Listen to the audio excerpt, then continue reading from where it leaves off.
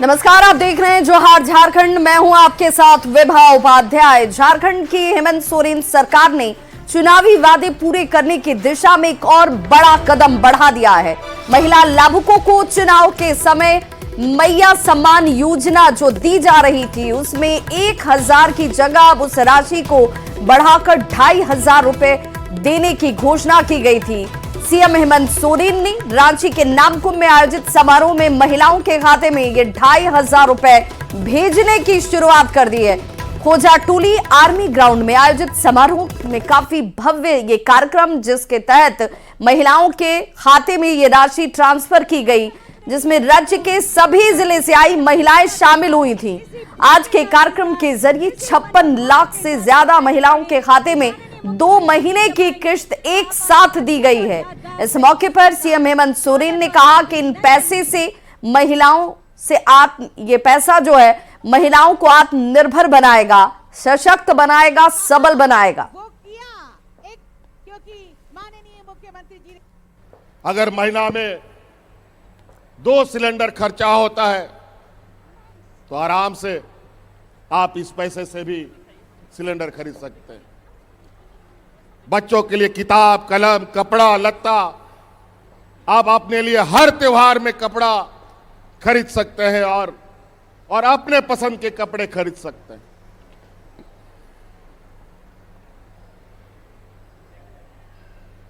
सरकार जो अनाज देती है उसी पर आपको अब जिंदा रहने की आवश्यकता नहीं है। आप इसके लिए इस पैसे से पौष्टिक आहार भी खरीद सकते हैं, बाजार से मांस मछली खरीद सकते हैं। जो हमारे कमजोर बच्चे हैं उनको स्वस्थ बना सकते हैं। जो हमारी कमजोर महिलाएं हैं जिनके शरीर में खून की कमी है उनके लिए पौष्टिक आहार खरीद सकते हैं। ये तभी पूरा होता जब आपके हाथ में पैसा होता। आज हमने कई कार्य योजना आप अपने अनुरूप बना सकते हैं अपने घर में। आज भी हमें कई जगहों से ये शिकायत आती है कि जो अनाज सरकार के द्वारा वितरण होता है, कई गरीब गुरुआ उस अनाज को बाजार में बेच देता है, क्योंकि उस समय उसको उस अनाज से ज्यादा उस पैसे की आवश्यकता है जिससे वो दूसरा काम कर पाए। लेकिन अब आपको वो अनाज बेचने का जरूरत नहीं है। अब आपके पास इतनी क्षमता होगी कि अनाज भी रहेगा और बाकी जो आपका सपना है वो भी पूरा होगा। और रांची से बड़ी खबर, जहां रघुवर दास 10 जनवरी को बीजेपी ज्वाइन करने वाले हैं। झारखंड की राजनीति में एक बार फिर से वापसी पूर्व सीएम रघुवर दास की होने जा रही है, जिसमें 24 दिसंबर को राज्यपाल के पद से उन्होंने इस्तीफा दिया था। रांची में बीजेपी कार्यालय में रघुवर दास सदस्यता लेते हुए आपको 10 जनवरी को नजर आएंगे। बीजेपी रघुवर दास को हालांकि ये मानकर चला जा रहा है कि बड़ी जिम्मेदारी दे सकती है। वापसी से झारखंड की राजनीति में हलचल इस वक्त जरूर तेज हो गई है। झारखंड कांग्रेस ने जनता दरबार कर आम जनता की समस्याओं के समाधान की शुरुआत की है, जिसमें मंत्री दीपिका पांडे सिंह ने हिस्सा लिया और इस दौरान फरियादी अपनी समस्याओं को लेकर पहुंचे, जिनमें एक महिला का गायब बेटा और कई लोग अंचल कार्यालय की कार्यशैली से परेशान थे। मंत्री ने अधिकारियों को कार्यशैली को सुधारने पर जोर दिया। मेरा ये है कि मेरा बच्चा स्कूल गया था डीएवी कपिल देव 10 सितंबर पहुंचा कर आए थे। छुट्टी का समय नहीं मिला हम, जो अभी तक उसका कोई पता नहीं। हम लोग का जमीन जगह का दुश्मनी है, जो जिससे दुश्मनी है उन लोगों ने बोला था 8 तारीख को बोला मेरा बेटा 10 तारीख को गायब हुआ। आज यहाँ क्या बोला गया? यहाँ भी बोली मैडम करवा रहे हैं। अब वो आवाज़ का परेशानी सामने आई। मैडम तो बोले कि हो जाएगा करके। हाँ, बोलो कि जाके बहुत परेशान थे, बोलो कि मेरा कुछ काम नहीं हुआ, उसका चलते यहाँ आए हैं। यहाँ तो मिलने के बाद बोला कि आपको हो जाएगा, बिना छत का है, मेरा छोटा छोटा बच्चा है और अभी ठंड का मौसम नहीं है। वहीं बड़ी खबर रांची से, जहां पर समान काम के बदले समान वेतन के मामले में हाईकोर्ट में अवमानना याचिका पर सुनवाई की गई, जिसमें डीजीपी की कोर्ट में अनुपस्थिति पर हाईकोर्ट नाराज नजर आया। वहीं 6 जनवरी को उपस्थित होने का आदेश एक बार फिर से कोर्ट की तरफ से दिया गया है। गृह सचिव वंदना दादेल ने कोर्ट में पेश होकर आदेश का पालन किया। आदेश को हल्के में न लिया जाए। हाईकोर्ट ने यह तल्ख टिप्पणी भी की कि जो आदेश हाईकोर्ट की तरफ से दिए जाते हैं उस आदेश को हल्के में न ले। 8 जनवरी को डीजी होमगार्ड को कोर्ट में उपस्थित होने के आदेश दिए गए। 25 अगस्त 2017 से बढ़े वेतन का लाभ देने का हाईकोर्ट का निर्देश है। झारखंड होमगार्ड वेलफेयर एसोसिएशन के उपाध्यक्ष अजय प्रसाद की अवमानना याचिका पर यह सुनवाई की गई।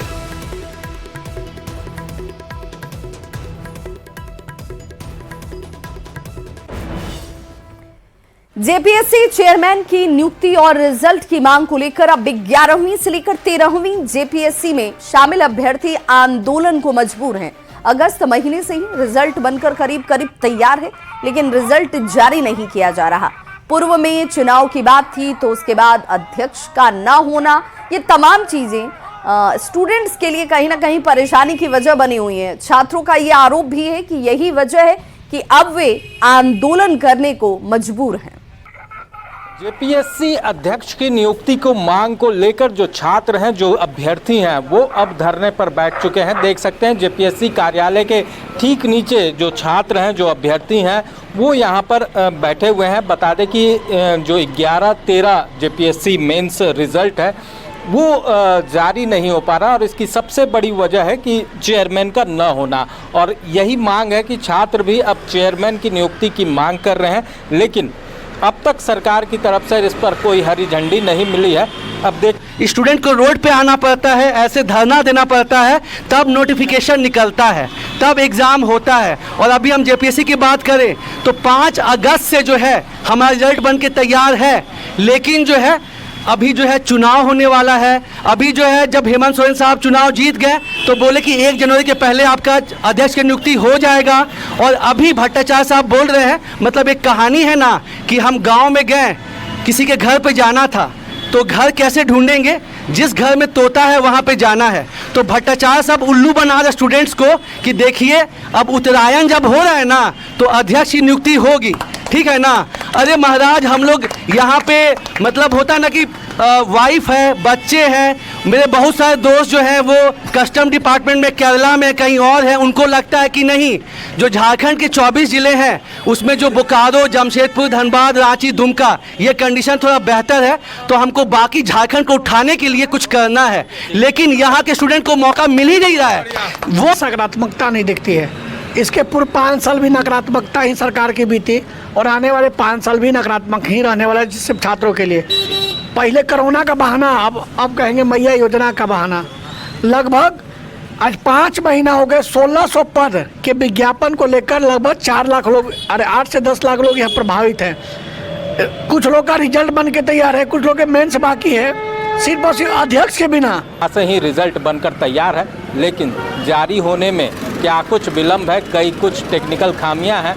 अब उन खामियों को पूरा किया जाए और रिजल्ट जल्द से जल्द जारी हो। रांची से कैमरा पर्सन प्रभाकर के साथ ओम प्रकाश, न्यूज़ 18। तो बोकारो के चास थाना क्षेत्र के राणा प्रताप नगर में महिला का शव उसके घर में फंदे से झूलता हुआ पाया गया। पुलिस ने शव को कब्जे में लेकर पति राज शर्मा को हिरासत में ले लिया है। मृतक की मां ने दामाद पर ही हत्या करने का आरोप लगाते हुए कड़ी कार्रवाई की मांग की। जानकारी के मुताबिक पति का किसी अन्य महिला के साथ अफेयर था, जिसका मृतक मितली विरोध कर रही थी। 10 दिन पहले थाने में दोनों के बीच समझौता तक हुआ था। पुलिस ने मृतक के पति को हिरासत में लिया है और मामले की जांच शुरू कर दी है। राज शर्मा उसको मर्डर किया है और हम कुछ नहीं जानते। ये इतना हद तक निकली है, इतना हद तक निकले, पी पा के अनाप शनाप बकते, मेरे को लिहाज नहीं, कुछ नहीं है। प्रशासन से क्या मांग कर रहे हैं? हाँ, प्रशासन से क्या मांग कर रहे हैं? प्रशासन से मांग कर रहे कि उचित व्यवस्था इसका हो, इसको छोड़े नहीं। हम लोग पेट्रोलिंग ड्यूटी में थे, मॉर्निंग पेट्रोलिंग में, तो बड़ा बाबू फ़ोन किए कि एक महिला फांसी लगा लिए जोरा मंदिर के पास, वहाँ आप लोग जाइए। तो हम लोग आए गाड़ी लेकर, तो आए तो देखे कि उसको नीचे लेटाया हुआ, गर्दन में लाल रंग का चुन्नी या जो भी था उसका पति से हम लोग बोलकर कटवाए, और वो काट कर पहले से जो फांसी लगा था वो नीचे उतार कर ही रखा हुआ था। उसके बाद हम लोग और कुछ देखने अगल बगल बताया कि भाई ऐसा ऐसा बात है, कुछ लफड़ा चल रहा था। थाना में 10 दिन पहले भी समझौता कर लोग को भेजा गया था। झारखंड की खबरें आपको दिखाएंगे। इससे पहले आपको बिहार से एक बड़ी खबर आ रही है, उसकी जानकारी दे दें। पटना से एक खबर जहां पर जेल गए प्रशांत किशोर। जी हां, प्रशांत किशोर जो सशर्त बेल से इनकार कर रहे थे और कह रहे थे कि भाई ये शर्त हटाई जाए और तब उन्हें निजी मुचलके पर बेल दिया जाए। तो जब शर्त नहीं माना गया है तो जेल अब प्रशांत किशोर जा चुके हैं। 14 दिन की न्यायिक हिरासत में प्रशांत किशोर को इस वक्त जेल भेज दिया गया है। जेल बॉन्ड न भरने पर इस वक्त जेल भेजे गए हैं प्रशांत किशोर। बीपीएससी अभ्यर्थियों के समर्थन में अनशन पर वो बैठे हुए थे और आज सुबह ही उन्हें गांधी मैदान अनशन स्थल से गिरफ्तार किया गया। और उसके बाद इस वक्त की ये बड़ी खबर जहां पर प्रशांत किशोर को अब 14 दिन की न्यायिक हिरासत में जेल भेज दिया गया है, क्योंकि जो जेल बॉन्ड था वो सशर्त था, यानी कि कुछ शर्तों के साथ था। अब ये शर्त क्या थी वो भी हम आपको बता दें। जिस शर्त में ये शामिल किया गया था कि आप किसी भी ऐसी जगह पर जहां पर अनशन करने की अनुमति ना हो, धरना देने की अनुमति ना हो, वहां पर आप अनशन या धरना नहीं दे सकते हैं। ऐसी परिस्थितियों में प्रशांत किशोर ने सीधे तौर पर इससे इनकार किया। उन्होंने कहा कि यह शर्त हटाई जाए, क्योंकि निजी जीवन में या व्यक्तिगत तौर पर हर किसी को संवैधानिक अधिकार है कि वो अपनी मांगों को, अपने विचारों को या सही विचारों के साथ खड़ा होने के लिए अनशन या धरना या प्रदर्शन कर सकता है। अगर इस तरह के शर्त लागू किए गए हैं तो ये उचित नहीं और इसीलिए इस शर्त को हटाया जाए। हालांकि कोर्ट ने इस शर्त को हटाने से इनकार कर दिया था। और एक बार फिर से रुक करते हैं झारखंड की खबरों की तरफ। रांची से ये बड़ी खबर जहां पर 12 जनवरी से हॉकी इंडिया विमेंस लीग की शुरुआत। ओडिशा वॉरियर्स की टीम रांची पहुंची हुई है। रांची एयरपोर्ट पर इस टीम का शानदार स्वागत किया गया। आईपीएल की तर्ज पर रांची में पहली बार ये हॉकी का एचआईएल जो होने जा रहा है, मोरहाबादी के मरंग गोम के स्टेडियम में ये खेला जाएगा एचआईएल का मैच। तो ओडिशा वॉरियर्स की टीम देखिए रांची पहुंची, जहां पर रांची एयरपोर्ट पर उनका स्वागत किया जाता है। टीम का स्वागत भव्य तरीके से आईपीएल की तर्ज पर ही ये एचआईएल मैच जो है वो खेले जाएंगे।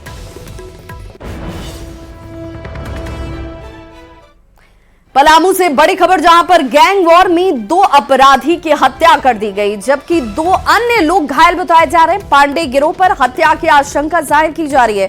अपराधी दीपक और भरत की हत्या की गई है। दोनों पर पतरातू थाने में कई मामले दर्ज थे। पुलिस को जांच के दौरान मौके से 25 खोखा मिला। पुलिस अब इस मामले की जांच में जुट गई है। चैनपुर थाना क्षेत्र के गर्दा गांव में ठीक मेरे पीछे देख सकते हैं, यही वो घर है, घटना स्थल है जहां पे गैंगवार में 2 की हत्या हुई है, जिसमें भरत पांडे और दीपक की गोली मारकर हत्या हुई है। और इसी घर में बताया जा रहा है कि वो लोग पिछले 31 दिसंबर से यहाँ पे रह रहे थे और एक जन्मदिन के कार्यक्रम में पहुंचे थे और यहीं पे वो रह रहे थे। और इसी घर में कल रात जो है वारदात हुई है। कई 4-5 की संख्या में यहाँ पे अपराधी पहुंचते हैं और उन्हें गोली मारकर हत्या कर दी। बताया जा रहा है कि जो भरत पांडे और दीपक, मृतक भरत पांडे के बारे में बताया जा रहा है कि वो अमित बख्शी की हत्या मामले में जेल भी गया था। उसके बाद ये बाहर निकला था और अपने साथी दीपक के साथ इस गर्दा गांव में छिपा हुआ था। इसके बारे में बताया जा रहा है कि ये पतरातू के पांडे गिरोह के लिए पूर्व में काम करता था, लेकिन फिलहाल दोनों जो है भरत खुद का एक गैंग बनाकर इलाके में सक्रिय था और कई वारदात को अंजाम दिया था। पुलिस जो है रामगढ़ जिले के पतरातू थाना की पुलिस लगातार इन दोनों को तलाश रही थी। 4 से 5 की संख्या में अपराधी पहुंचे थे और अंधाधुंध फायरिंग करके दोनों की हत्या कर दी। इस घटना में 2 अन्य लोग भी घायल हैं। अंशु सिंह और एक अन्य व्यक्ति है, वो उसके पैर में गोली लगी है। दोनों का नीलकमल, न्यूज़ 18 पलामू।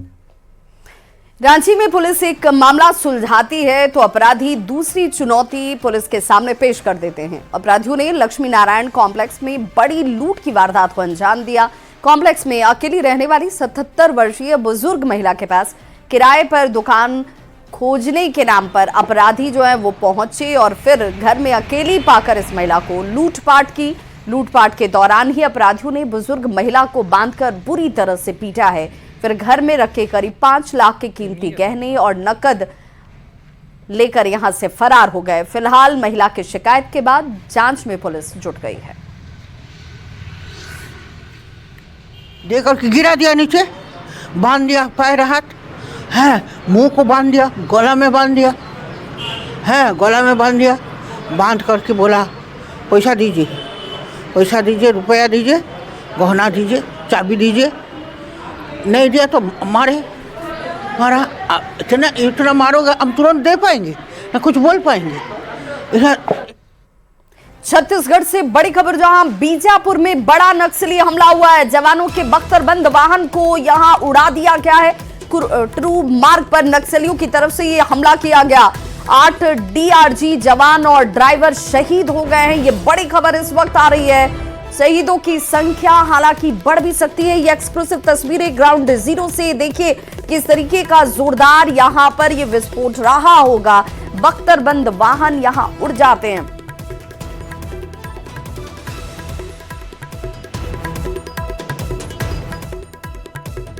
तो 8 डीआरजी जवान और एक ड्राइवर जो है शहीद बताए जा रहे हैं। शहीदों की यह संख्या बढ़ भी सकती है। बीते 1 साल में यह सबसे बड़ा हमला बताया जा रहा है। तो बड़ी नक्सली घटना जहां बीजापुर में, और इस बड़ी नक्सली घटना में जवानों को